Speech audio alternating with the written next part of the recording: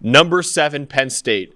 At number 3, Ohio State, 12 p.m. Eastern time on Fox. I'm actually going to be in attendance in the press box. Shout out Dave Sofaro for getting me a credential. There's a very strict rule that you cannot cheer in the press box. So me as a diehard Penn State fan is going to be internally screaming the entire game. But Dalton, the big storyline obviously is, can my Nittany Lions, can they finally get over the hump, man? Because right now they're in the shadow of Ohio State and Michigan. In each of the last 6 seasons, either Ohio State or Michigan has won the Big Ten Conference, with Penn State kind of being the little brother to those two. And Penn State last year, 11-2, they won the Rose Bowl. Only 2 losses were Ohio State and Michigan. So now all of a sudden, and Ohio State right now has beaten Penn State in 6 straight games. That is the longest streak in this series history, is 6 straight Ohio State's taken down Penn State. Now all of a sudden, Penn State, a lot of Penn State fans think, hey, this is the year. This is the year for them to finally get over the hump, win the Big Ten, make the college football playoff. And we'll see, man. And they have to get over Ohio State and Michigan first, though, if they want to do that. What is the matchup that you want to see in this game to see if Penn State can go from a New Year's Six team to a college football playoff team? This is a weird one, because I think a theme for me in these games that we're doing is teams that have been through adversity and either come out of it or they need to rebound from it, right? Like you take Ohio State and you go, okay, now they have Kyle McCord and they're trying to work him in and still win games, and the Notre Dame game was a war that they got through. Or you look at USC coming off a big loss, or Oregon coming off a big loss, or Alabama with their quarterback problems, right? Penn State's the one team we're going to talk about today that really hasn't been through any adversity, right? Mm-hmm. Like you look at the offensive grades of their opponents. Okay, they're 98th, 125th, 120th, 89th, and West Virginia was 42nd. But if I take out a blowout against Duquesne, who's not a particularly good FCS team, that drops to 85th. So you could argue Penn State has not played a top 80 offense in the country. Then the defenses, right? They played Iowa, who's 3rd in the grading, yet they haven't played another team in the top 80 in defense. So Penn State 7-0 is always earned, but it's just suddenly the moment for them, right? They're not particularly efficient offensively, right?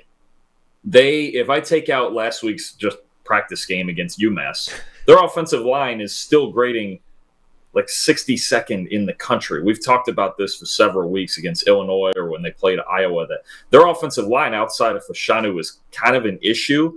And this Ohio State matchup is not one that it's arguably, if it's not the best front 7 in the country, it's probably in the top 5. Tuimoloau, definitely, Sawyer, Eichenberg, Chamber, all these guys, Williams. Ohio State has a boatload of guys you need to block, and Penn State just hasn't been through the adversity up front to really like kind of iron sharpens iron sort of thing and get better up front, and we saw them against Illinois struggle for about 3/4 of that game with Johnny Newton and those guys. And even against Iowa, you have an offense that they ran 97 plays against Iowa, right? They had the ball for over 45 minutes, which I don't know the last time I've seen that. And they still only came out, even though it was close to 400 yards of total offense, it was only like 4 yards of play flat. It's just not an efficient offense. Their receiving corps dropped 15 balls. Drew Allar I like Drew Allar a lot. He keeps the ball out of harm's way, and he plays the way that he needs to play for them to win these games. But he's only got 3 big-time throws on the season, which I believe is the second most with someone with as many dropbacks, around 195 dropbacks as him. Second least in the country. This is a hard one for me with Penn State's offense, because I haven't seen a ton of explosive and really even a ton of efficient for them. And when you think about Ohio State kind of playing the same style of ball, defense first, game manager at quarterback, but they have more explosive playmakers. You've got Harrison, you've got Ibuka. If Ibuka plays, if Travion Henderson plays, even Henderson popped off for the 60-yard touchdown against Notre Dame. They have guys who can do it, right? I'm not entirely sure that Penn State, this is as big a step up as it gets. Now, they played Iowa's defense. That's the only comparable that I have for it. And they had the ball a ton, and Allar had 4 touchdowns, all under 10 yards. but they weren't efficient. We've just seen continuous cracks in this offense despite easy competition. And I'm not sure this is the week where they suddenly start scoring a bunch of points. Yeah, you mentioned that too, man. I mean, the run game for Penn State, which is supposed to be one of the best parts of this team, has not been able to do anything because, like you mentioned, the offensive line is not really blocking well either. And still, Nicholas Singleton and Katron Allen are not creating too much for themselves either. So the run, it really is all on Drew Allar's shoulders, basically, this offense. I wanted to go to the defensive side of the ball. You mentioned it a little bit of my biggest matchup is, okay, just how legit is this Penn State defense, man? Right now, they're leading the country in EPA per play by a mile, basically. They're only allowing 8.2 points per game, which is right behind Michigan for the best in the country. But like you mentioned, it's important to contextualize those stats with the offenses they played. In terms of EPA per play, West Virginia is 62nd in the country. Delaware, FCS school. Illinois, 105th in the country. Iowa, 133rd. There's 133 FBS teams, by the way. Iowa, dead last in EPA per play. Northwestern, 101st. UMass, 110th. So of all those offenses, Delaware's an FCS school, and 4 of the other 5 games have come against teams outside of the top 100 in EPA per play.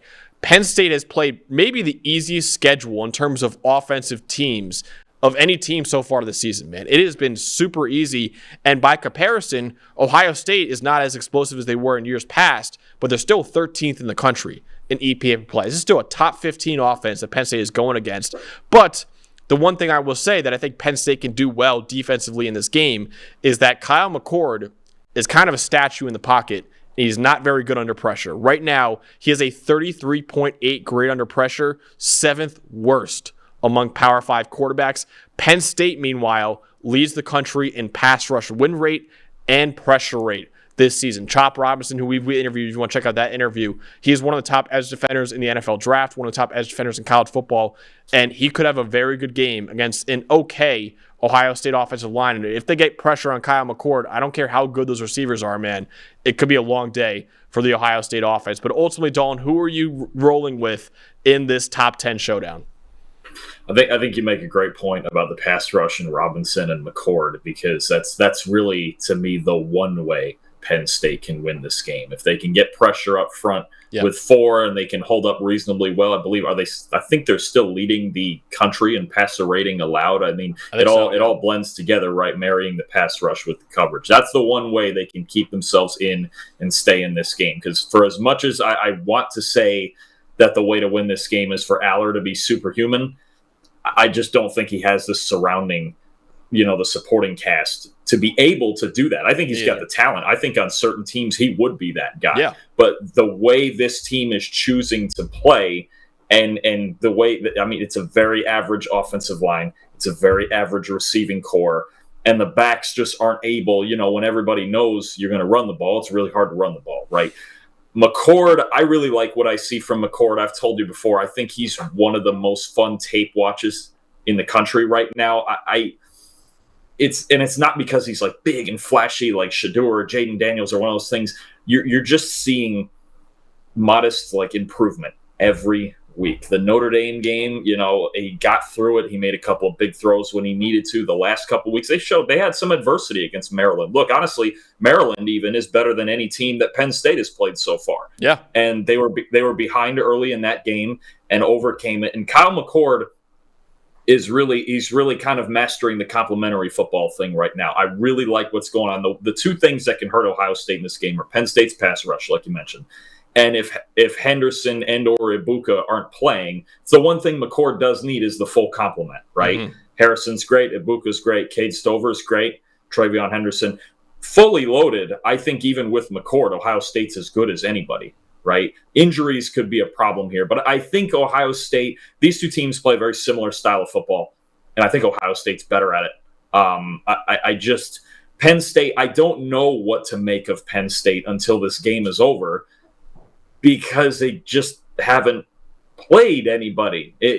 I know Ohio State against, it's not a ton, but at Notre Dame, Maryland, they really beat up Purdue last week, and Purdue's not horrible, I just know more about Ohio State, I feel like, than Penn State. They play similar styles of ball. It's in Columbus. And I'm just not seeing enough from Penn State's offense to think they could go for more than maybe 17 points in this game. I'm going to go Ohio State 21, Penn State 13.